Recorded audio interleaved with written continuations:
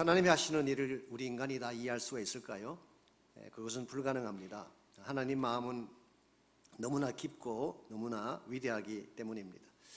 하나님은 우주 만물을 만드실 마음큼 크신 분인 동시에 우리의 작은 세포 하나까지도 다 들여다볼 정도로 섬세하신 분입니다. 이와 같은 하나님을 우리의 제한된 두뇌로 어떻게 다 이해할 수가 있겠습니까? 사실은 인간이 인간을 이해하는 것조차도 쉽지가 않습니다. 생각하는 각도도 다르고 내면에 담고 있는 속내가 다르기 때문입니다. 그래서 같이 살면서도 서로 오해하고 삐치고 하는 경우를 흔히 볼 수가 있죠. 특별히 여자분들의 마음, 이걸 헤아린다는 건 거의 불가능에 가깝습니다. 오묘하지 하다 못해서 좀 애매하기까지 한, 때로는 이게 뭘 원하시는 건지 헤아릴 수가 없어가지고 항상 고통을 당했던 그런 경험들이 있기 때문에 참 이해할 수 없는 것이 사람의 마음이죠.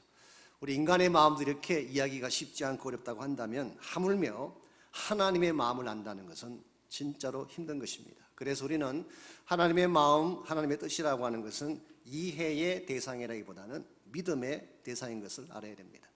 우리가 이해하고 따질 케이스가 아니라 믿음으로 억셉트해야 된다는 뜻입니다. 이것을 바로 알아야지 여러분이 깊은 신앙의 세계로 들어올 수가 있습니다.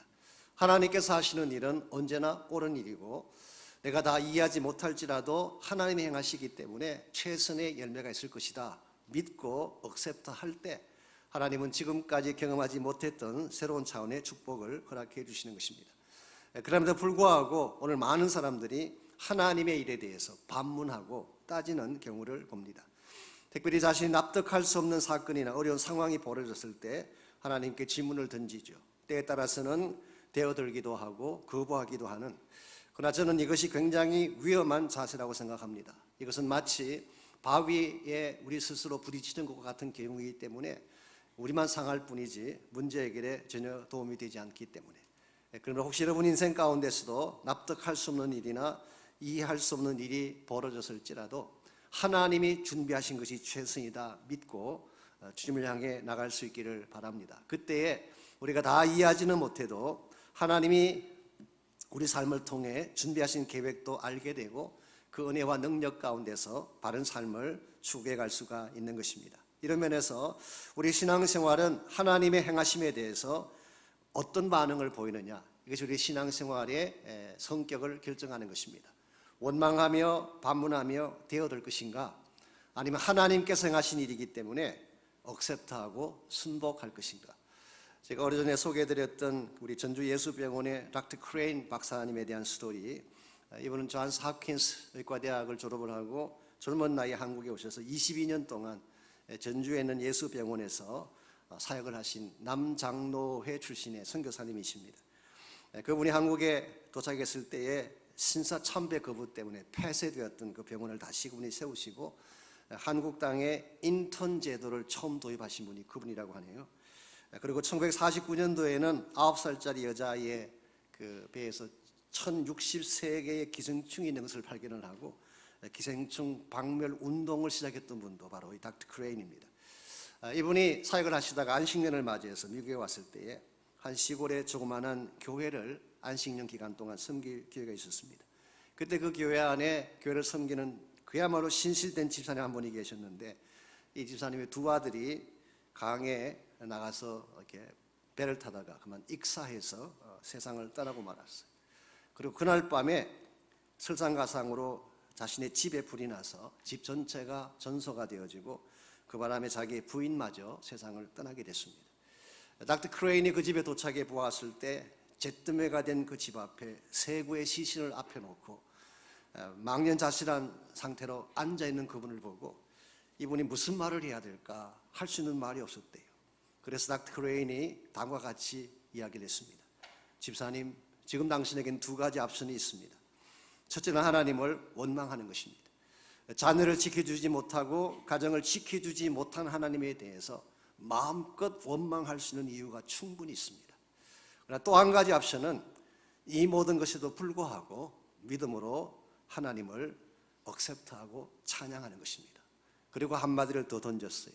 믿음은 선택입니다. 원망하며 대어들 수도 있고 이 모든 것을 수용하며 찬양할 수도 있다는 사실. 이 말 끝에 그 집사님이 힘들지만 하나님을 믿음으로 액셉트하고 찬양하는 모습을 보고 감동스러웠다는 이야기를 우리 닥터 크레인 박사님이 적고 있습니다. 오늘 우리의 삶 속에도 이와 같은 극심한 케이스는 아니지만 납득할 수 없고 이해할 수 없는 상황이 찾아올 수가 있습니다. 그때 여러분이 어떤 반응을 보이느냐에 따라서 여러분 삶의 내용이 달라지고 열매도 달라질 수가 있습니다. 우리가 어떤 반응을 보이면 하나님께 영광이 될까요? 이해할 수 없지만 믿음의 반응을 보이는 것입니다. 그때에 하나님은 내가 모르는 사이에 준비해 놓았던 축복들을 안겨주시고 하나님의 더 큰 영광 가운데 거할 수 있도록 인도해 주시는 것입니다. 오늘 같이 봉독한 본문에 보시면은 하나님의 절대 주권에 대해서, 즉 하나님의 절대적 결정 사항에 대해서 사람들이 보였던 반응이 오늘 본문에 소개가 되어 있습니다. 먼저 19절 말씀 보시면은 홍내가 내게 말하기를 그러면 하나님이 어찌하여 허물하시느냐 누가 그 뜻을 대적하느냐 하리니. 자, 이 질문은 사도 바울의 편지를 받은 유대인들 가운데에 일부가 던진 질문입니다. 왜 이 질문을 던지게 되었는가? 바로 앞전에 18절 말씀 보게 되면 이 18절 말씀 때문에 식구들의 반문이 나왔습니다. 18절을 보면은 하나님께서 하고자 하시는 자를 긍휼히 여기고 하나님이 하고자 하시는 자를 완악하게 만든다. 즉 하나님이 어떤 사람은 긍휼하게 여기고 어떤 사람은 완악하게 여기고 이 모든 것은 하나님이 결정하는 것이다 라고 하는 이 말씀에 대해서 이 편지를 받은 유대인 중에 그렇다면 하나님이 우리를 블레임할 수 없는 건 아니냐, 본인이 다 결정해 놓으시고 행하는 것인데 우리 보고 어쩌란 말이냐, 이와 같은 반문이 가능했던 것입니다. 그러나 이와 같이 하나님의 하시는 일에 대해서 대어들고 반문하는 것은 대단히 위험합니다. 첫 번째 이유는 자기 자신이 피조물이기 때문에 그렇습니다. 내가 누구인가를 바로 안다면 하나님에 대해서 이런 반문을 할 수가 없습니다. 20절 보시면은 바울이 이렇게 말합니다. 이 사람은 내가 누구이기에 감히 하나님께 반문하느냐, 지음을 받은 물건이 지은 자에게 어찌 나를 이같이 만들었느냐 말할 수가 있겠느냐. 감히 너가 누구이기에 하나님께 대어도느냐, 그렇게 지적을 했어요. 여기서 내가 누구이기에 라는 이 표현은 뭘 지적하는 것일까요? 너는 피조물이라 그런 뜻이에요.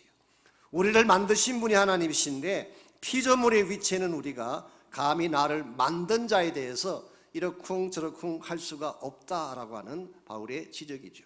오늘 여러분과 제가 내가 누구인지를 정확하게 알면 하나님이 하시는 일에 대해서 감히 대항하거나 대어들 수가 없습니다.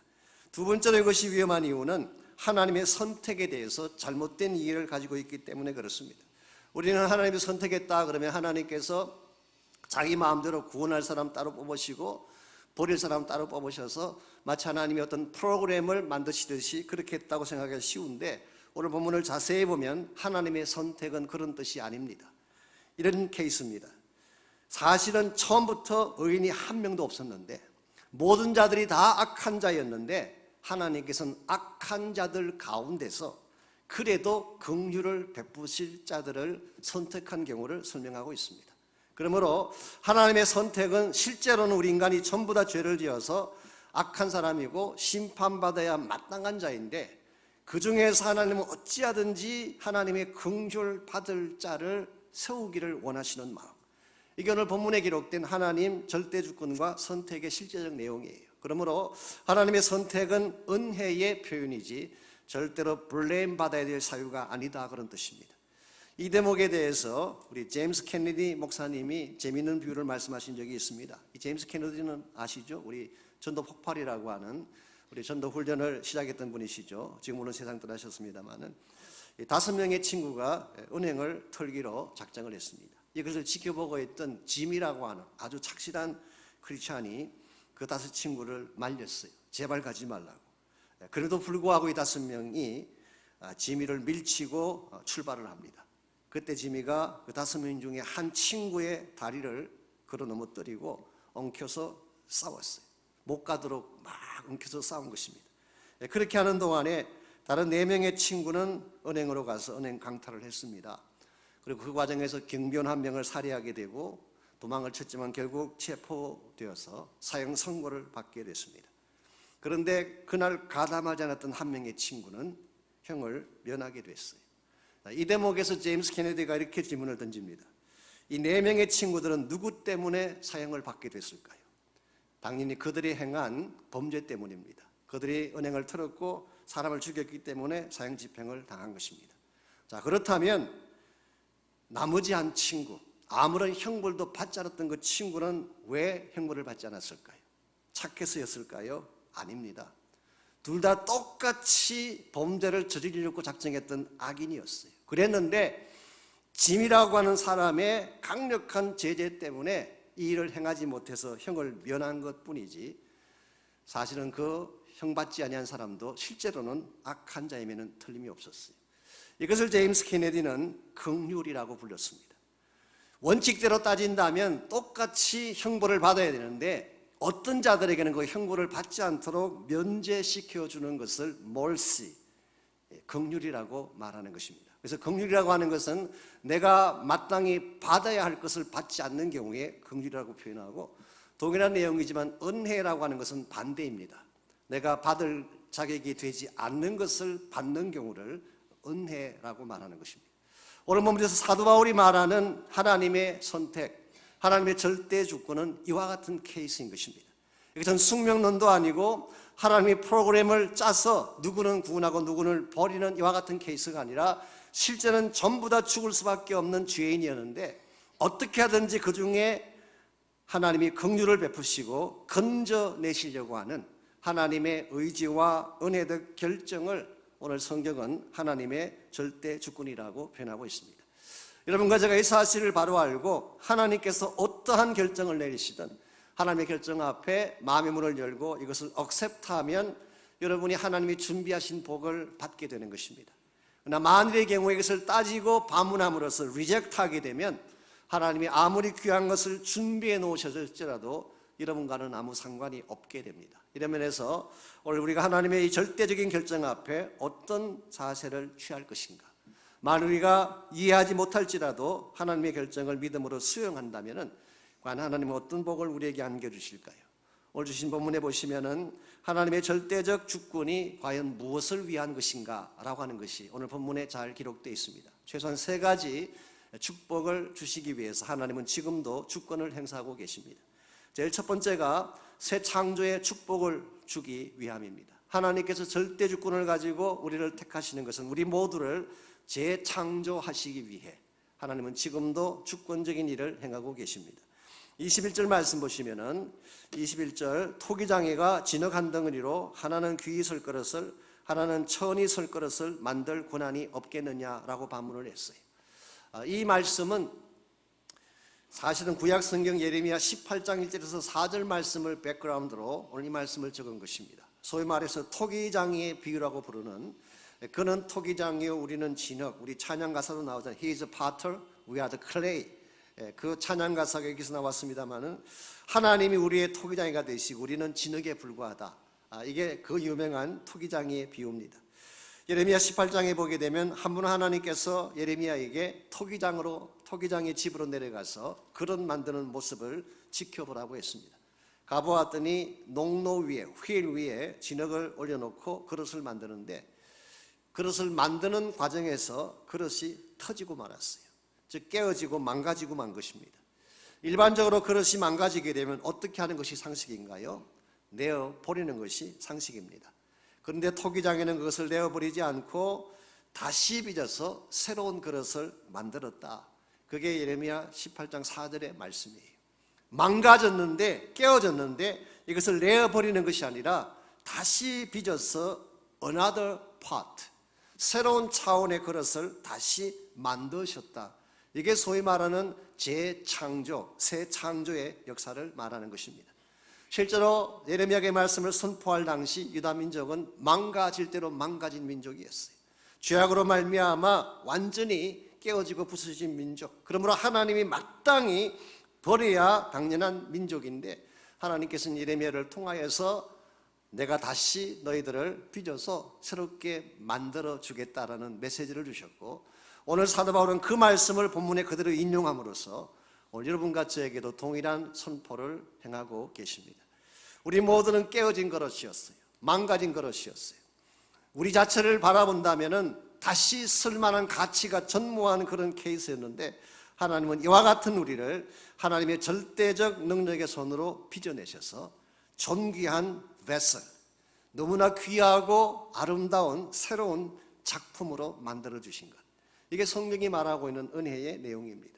사도 바울은 에베소서 2장 10절에서 이것을 우리는 그가 만드신 바라 그렇게 표현했어요. We are his workmanship. 그분이 만드신 좋은 작품. New Living Translation, We are his masterpiece. 우리는 그의 걸작품이다 그렇게 번역했어요. 헬라어 원문을 보게 되면 poema라고 하는 유명한 단어가 사용됐습니다. 여기서 나온 영어가 poem, P-O-E-M, poem이라고 하는 단어가 나오죠. 시라고 하는 단어, 노래라고 하는 단어가 여기서 나왔습니다. 그러므로 외형상 보게 되면 망가지고 깨어지고 부서진 존재이지만 예수 그리스도 안에서 하나님이 다시 빚어내셔서 우리를 시가 되게 하신 거예요. 노래가 되게 하신 거예요. 이걸 생각해 보면 여러분과 제가 보통 사람들이 아니에요. 우리는 가끔 우리의 외형을 보고 외모를 보고 우리의 외적인 조건을 보고 우리 자신을 너무 과소평가하고 너무 비참하게 평가할 때가 많이 있습니다만은 하나님은 여러분 한 분 한 분이 시래요. 노래래요. 너무나 아름다운 노래처럼 귀한 분들. 여러분이 이 사실을 인식을 해야지 크리스찬 삶을 건강하게 바르게 살아갈 수가 있습니다. 페니 크로스비라고 하는 분은 태어난 6개월 만에 앞을 보지 못한 시각장애자가 됐습니다. 정말 답답하고 어려운 삶을 사는 존재가 됐죠. 그럼에도 불구하고 그분은 일평생 동안 8,000개의 찬송시를 적었어요. 오늘 건강한 사람들이 한 편의 시도 적지 못하는데 시각장애자가 8,000개의 시를 적었다는 사실, 경이롭지 않습니까? 한국의 송명희 자매님은 여러분 잘 아시는 대로 태어날 때부터 뇌성마비 장애인 판정을 받고 태어나셨어요. 몸을 움직이지 못하고 지금도 다니실 때마다 고통 가운데 얼굴 표정 하나, 몸짓 하나 제대로 할 수 없는 그런 어려운 처지에 있는 분이 되셨어요. 그러나 이 송명희 자매로 하여금 그야말로 유명한 분이 되게 한 귀한 시가 한 편 있죠. 나라고 하는 시. 여러분 아실 거예요. 이게 그걸 붙여서 나중에 우리가 찬송으로 많이 불렀습니다마는 나 남이 가진 재물 없으나 나 남이 가진 지식 없으나 나 남이 가진 건강 없으나 나 남이 없는 것 있으니 나 남이 못 본 것 보았고 나 남이 듣지 못한 음성 들었고 나 남이 받지 못한 사랑 받았고 나 남이 모르는 것 깨달았네. 그리고 그 다음 구절이 참으로 중요합니다. 공평하신 하나님이, 공평하신 하나님이. 여러분 이게 이해가 되세요? 온 전신이 다 불구자가 되어지고 평생 동안 비틀림 가운데 고통 가운데 살아온 한 자매가 하나님이 공평하시대요. 우리는 많은 것을 가지고 있으면서 정말 많은 좋은 조건 속에 살면서도 우리는 하나님이 unfair하다고, 하나님이 불공평하다고 원망할 때가 참 많은데 모든 것을 다 잃어버린 평생을 고통 가운데 살아왔던 이분은 하나님이 공평하시대요. 어디서 이런 고백이 나올 수 있을까요? 그 심령 깊은 곳에 하나님이 아니면 주실 수 없는 새 창조의 생명력이 그 안에 있었기 때문에 이런 고백을 할 수가 있었던 것이죠. 여러분 한 분 한 분이 이와 같이 하나님 만드신 글작품을 선포하고 사시기를 바랍니다. 환경이 나를 찌달리게 하고 사람들이 나를 핍박할지라도 그것 때문에 기죽지 말고 나는 하나님 만드신 글작품이다. 마스터피스이다. I am the poem of God. 하나님의 시다라고 선포를 하시고 여러분 안에 주어진 생명의 기쁨을 노래하며 살아갈 때 여러분이 진실로 성경이 말하는 존귀하고 거룩한 존재가 되는 것입니다. 하나님의 절대 주권은 이와 같이 우리를 새롭게 빚어내기 위한 하나님의 손길을 말합니다. 두 번째로 하나님의 절대 주권은 영광의 풍성함을 주시기 위함, 영광의 풍성함을 안겨주시기 위함. 22절, 23절을 보면은 여기에도 두 가지 종류의 그릇이 나옵니다. 먼저 22절에서는 진노의 그릇이 나오죠. 이 진노의 그릇이라는 말의 뜻은 진노의 대상이다 그런 뜻입니다. 하나님이 심판하기로 작정한 케이스죠. 자, 진노의 그릇은 누구를 말할까요? 그것은 그 당시 하나님을 거부하고 하나님을 대적했던 유대인들을 지칭할 확률이 많습니다. 그 반면에 23절에 보게 되면 긍휼의 그릇이 나옵니다. 이 긍휼의 그릇은 하나님의 긍휼을 받을 그릇, 하나님의 사랑과 은혜를 받을 대상을 의미하는 것입니다. 그렇다면 이 긍휼의 그릇은 누구를 의미할까요? 24절을 보시면 그 답이 나와 있습니다. 이 그릇은 우리니 곧 유대인 중에서뿐 아니라 이방인 중에서도 부르신 잔이라라고 했어요. 유대인도 아니고 이방인도 아니고 혹은 유대인이건 이방인이건 it doesn't matter. 중요한 게 뭡니까? 하나님의 부르심을 받은 자들. 즉 하나님께서 구원을 준비하시고 초청하셨을 때에 그 하나님의 부르심 앞에 믿음으로 응답한 사람들이 오늘 본문에서는 긍휼의 그릇이 된 것입니다. 그러므로 키는 믿음이에요. 내가 어떻게 만들어졌느냐, 내가 어느 가정에 태어났느냐, 이게 중요한 것이 아니라 내 안에 하나님의 부르심 앞에 yes 할 수 있는 믿음, 이게 더 중요한 키가 되는 것입니다. 한 가지 오늘 본문에서 주목할 사실은요, 22절을 보시면은 이번 진노의 그릇에 대하여도 하나님은 오래 참으시고 관용하신다는 표현이 나옵니다. 진노의 그릇이라고 하는 것은 지금 당장 심판해서 지옥을 보내야 될 사람인데 그들의 지금까지 범했던 죄악과 잘못을 생각하면 지금이라도 당장 처리해야 될 그런 대상인데 하나님은 이번 그런 자들에 대해서도 오래 참으시고 기다리신다고 말씀하고 있습니다. 우리는 여기서 분명히 확인할 수가 있습니다. 하나님의 선택은 우리를 버리기 위한 선택이 아니에요. 누구는 택하고 누구는 지옥 보내기 위한 선택이 아니라 하나님의 인텐션은 우리 모두가 다 구원받는 거예요. 우리 모두가 하늘나라 백성 되는 것입니다.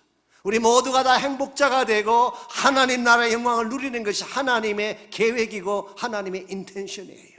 그런데 만일 이와 같은 하나님의 인텐션에 대해서, 하나님의 부르심에 대해서 끝까지 거부하고 노하면 할 수 없어요. 우린 진노의 그릇으로 버림받게 되는 것입니다. 그러나 반대로 내 마음의 문을 열고 하나님이 준비하신 구원의 축복 앞에 믿음으로 순종하며 나가게 되면 하나님이 예배하신 긍휼이 우리 안에 부어지게 되고 우리는 풍성한 복을 누릴 수가 있다, 그런 뜻이에요. 그래서 이와 같이 긍휼의 그릇이 된 자들에게는 영광의 풍성함을 주실 것이다. 여기서 영광이라는 단어는 종말론적 영광을 말합니다. 즉 우리가 그리스도 안에서 주님 다시 오실 그때 누리게 될 구원의 완성을 설명하는 것입니다. 좀 더 구체적인 단어를 사용하자면 예수님 재림하실 때 우리 모두가 영광된 부활의 몸으로 다시 살아나고 주님 다시 오시게 되면 영원한 천국이라고 하는 그 영원한 플레이스에서 우리의 영혼을 보내게 될 풍성한 축복, the riches of the glory, 그분의 영광의 풍성하심. 이게 오늘 여러분과 저에게 주어진 참된 차원의 복입니다.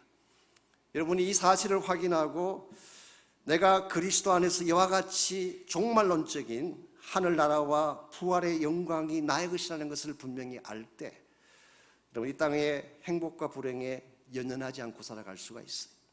이 땅을 살면서 조금 더 잘 먹고 잘 못 먹는 것 때문에 목매달지 않는, 그러니까 우리는 더 큰 차원의 the riches of His glory, 그분의 영광된 부여함이 우리를 기다리고 있기 때문에 이번에 제가 짧은 시간이지만 월화수 지난 주간에 우리 침례교 목사님들이 모이는 그 지방회 수련회 가셔서 잠시 다녀왔습니다.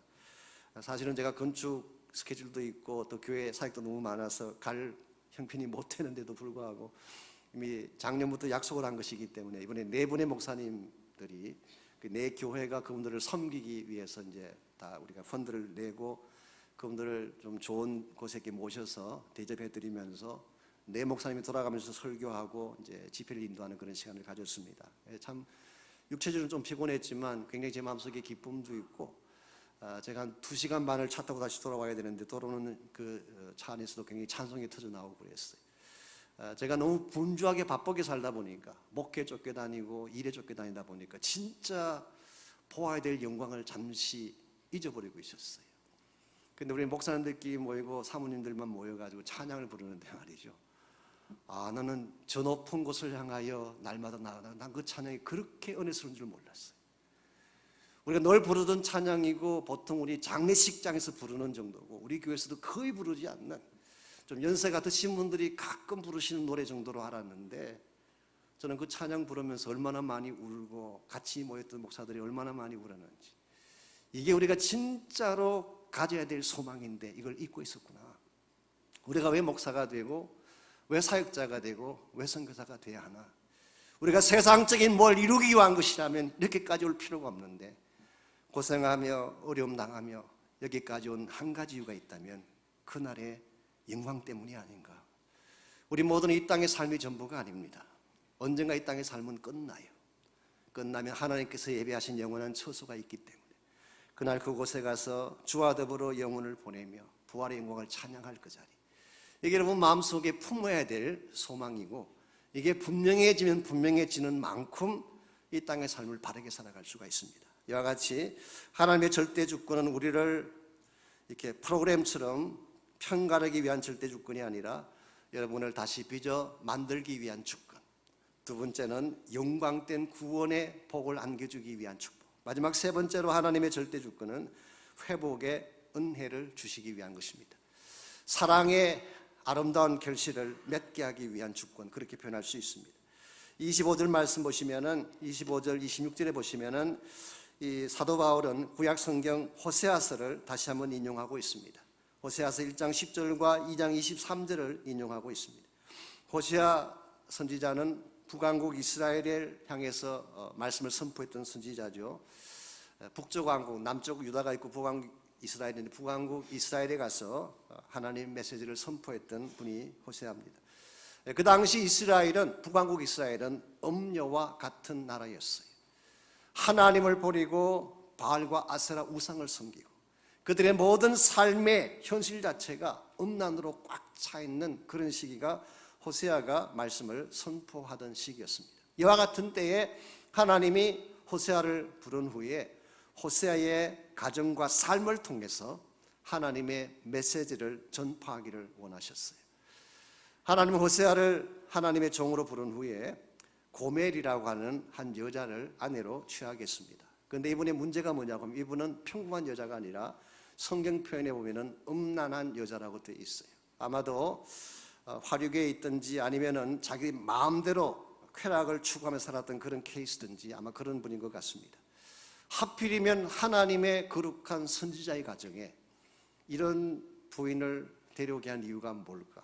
사실 납득하기가 쉽지 않죠. 이 부인이 들어와서 세 자녀를 낳았습니다.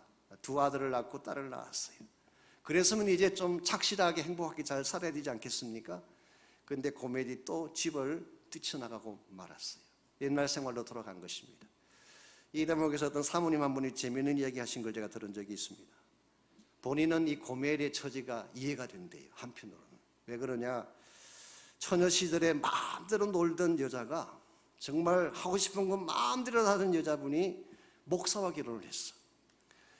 그 이후부터 갑자기 산모가 되고 나니까 옷을 제대로 입을 수가 있나, 가고 싶은 데를 마음대로 갈 수가 있나, 하고 싶은 말을 제대로 할 수, 항상 조신하게 행동해야 되고, 신방 갈 때는 조심조심해야 되고, 주로 기도하고 말씀 보고 묵상하는 이런 생활만 주로 해야 되니 이게 어떻게 고멜이 견딜 수가 있었겠느냐.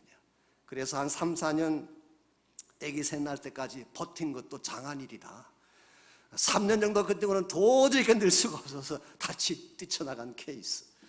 아마 사모님 입장에서 재미있게 설명을 한 케이스인 것 같긴 합니다만은 여기서 핵심 포인트가 뭔지 아십니까? 이 고멜이 호세아의 가정을 떠났다는 것이 핵심 포인트가 아니에요. 떠난 후에 다시 데려왔다는 것이 더 중요한 포인트예요. 하나님이 특별한 은총을 주시기 위해서 고멜을 데려왔는데, 그리고 좋은 가정을 허락해 주었는데 하나님의 사랑을 저버리고 떠나갔어요. 그러면 버려야 되지 않겠습니까? 배은망덕하다고 쳐내야 되지 않겠습니까? 그런데 떠나간 그 여인을 다시 데려오게 하신 하나님, 저는 그렇게 생각합니다. 또 나갔으면 또 데려왔을 거예요. 또 나갔으면 또 데려왔을 거예요. 이게 하나님 사랑의 특징이에요. 한 번 사랑했으면 무엇을 행하든 어떤 상태가 되든 놓을 수 없는 하나님 사랑의 특징. 한 번 사랑했으면 끝까지 사랑하시는 하나님의 절대성을 호세아서가 우리에게 소개하고 있는 것입니다. 하나님 이와 같은 사랑으로 여러분과 저를 향해 다가오십니다. 그리고 오늘 말씀 25절 26절에 기록된 것처럼 내 백성 아닌 자를 내 백성 삼아 주리라.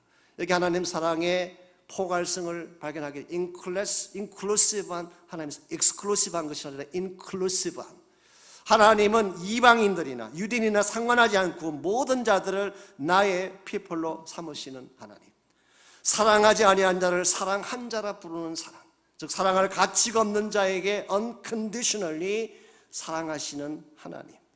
26절, 너희는 내 백성이 아니라고 한 그곳에서, 이게 바로 팔레스타인 지방을 말합니다.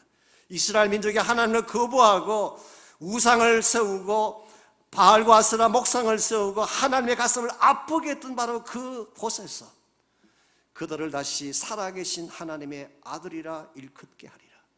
여기에 하나님의 은혜가 있고 치유의 회복이 표현되고 있는 것을 보게 됩니다. 이스라엘 민족은 깨어지되 그냥 깨어진 정도가 아니라 산산조각이 났어요.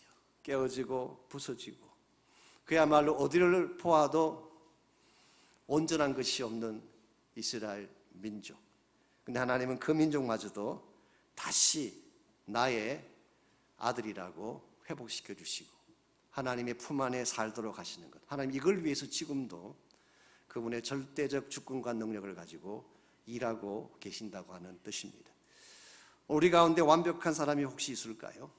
우리 가운데 인격적으로, 심령적으로 우리 삶의 내용 자체가 완벽하다고 말할 자가 과연 있을까요? 저는 아무도 없다고 생각합니다. 우리 모두에게는 다 모난 부분이 있어요. 우리 모두에게는 깨어진 부분이 있어요. 우리 모두에게는 금간 부분이 있습니다. 근데 하나님은 모난 그 부분을 깎아내어 주세요. 우리의 교만한 마음이나 우리의 막 나가려는 마음들을 하나님이 깎아주세요. 깨어지고 부서진 실패하고 상처난 부위들은 하나님이 치유해 주세요. 심지어는 금이 갔기 때문에 나도 인식하지 못하고 주변 사람도 보지 못하지만 나만이 가지고 있는 깊은 상처의 골까지도 하나님은 만지시고 치유해 주셔서 마침내 나의 자녀가 되게 하시는 것. 이게 바로 하나님이 지금도 행하시는 일입니다. 하나님은 절대 주권을 가졌다고 말씀드렸는데 하나님의 절대 주권은 쉽게 표현하면 절대 사랑이었어요. 하나님의 절대 주권은 우리가 어떤 케이스든지 반드시 우리를 건져내어서 다시 회복시키시는 하나님의 절대 능력을 의미하는 것입니다. 여러분과 제가 이 사실을 바로 알고 여러분이 무슨 일을 당하든지 어떤 상태에 있든지 이 하나님을 향해 믿음을 갖고 나가기만 한다면 하나님은 고멜을 치료하시고 북왕국 이스라엘을 치료하시고 망가지고 무너졌던 유다 민족을 다시 살리셨던 것처럼 오늘 여러분과 저를 다시 회복하셔서 하나님의 거룩한 작품들이 되게 하실 것입니다.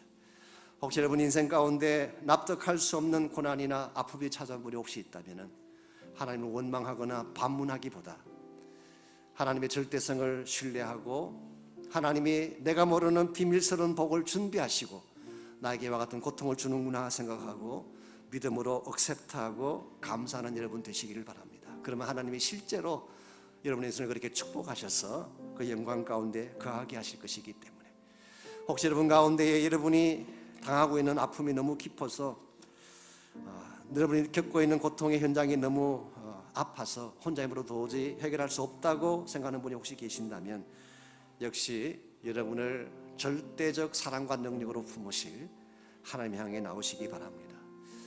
여러분과 제가 이 하나님을 만나게 되면 이 능력의 손을 붙잡게 되면 우리는 다시 일어설 수 있고 회복될 수가 있기 때문에 여러분 광고 말씀드린 것처럼 이제 8월 6일부터 우리가 40일 동안 특별 새벽 기도를 갖습니다.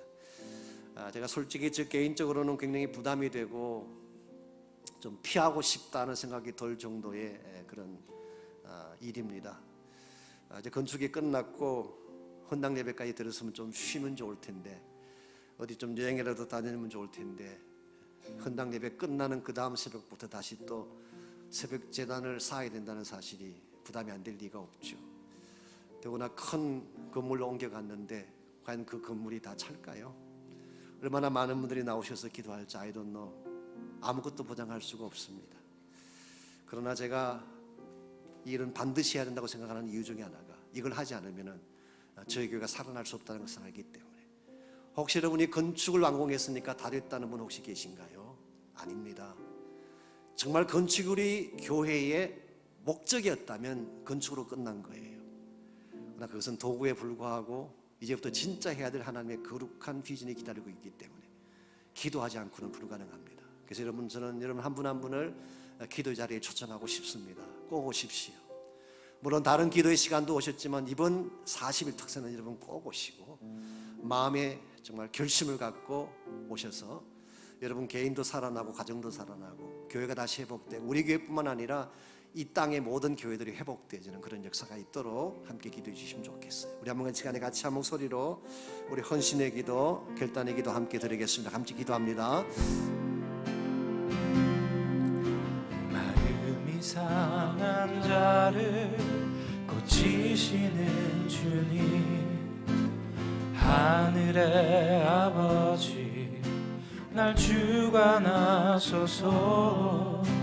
주의 길로 인도하사 자유케 하소서. 새 일을 행하사 부흥케 하소서. 성령으로 채우사 주보게 하소서. 주의 임재 속에 은혜 알게 하소서. 주 뜻대로 살아가리 세상 끝날까지. 나를 빚으시고 새날 열어주소서. 위에 줄이고 목이 마르니 성령의 길을 두소서. 위에 줄이고 목이 마르니 내 잔을 채워 주소서. 위에 줄이고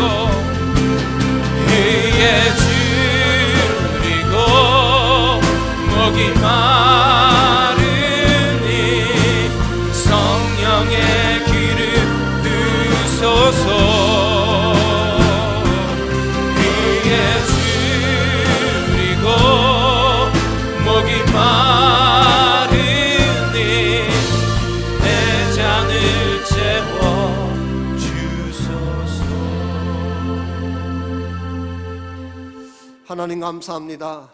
진노를 받아야 마땅한 그러신 우리를 긍휼의 그릇으로 삼아주시고 하나님이 준비하신 그 영광된 축복과 은혜를 우리 삶 가운데 부어주시는 것을 감사합니다. 우리 남은 생애가 주의 능력의 손에 달린 것을 기억하게 하시고 주의 부르심을 신뢰하게 하시고 권능의 손을 붙잡게 하셔서 하나님 안에서 새롭고 아름답고 거룩한 새 창조물로 하나님 영광 위에 달려갈 수 있는 우리 모두가 되게 하여 주시옵소서. 아멘. 이제는 우리 구주 예수 그리스도의 은혜와 하나님 아버지의 무한하신 사랑과 성령님의 충만한 임재하심이 오늘 주 앞에 나와 주님을 예배하고 돌아가는 모든 사랑하는 형제자매 한 분 한 분에게 그들의 가정과 삶의 터전과 자녀들과 자손들 위해 이제로부터 항상 함께하여 주시기를 우리 주님 예수님의 이름으로 간절히 축원하옵나이다. 아멘.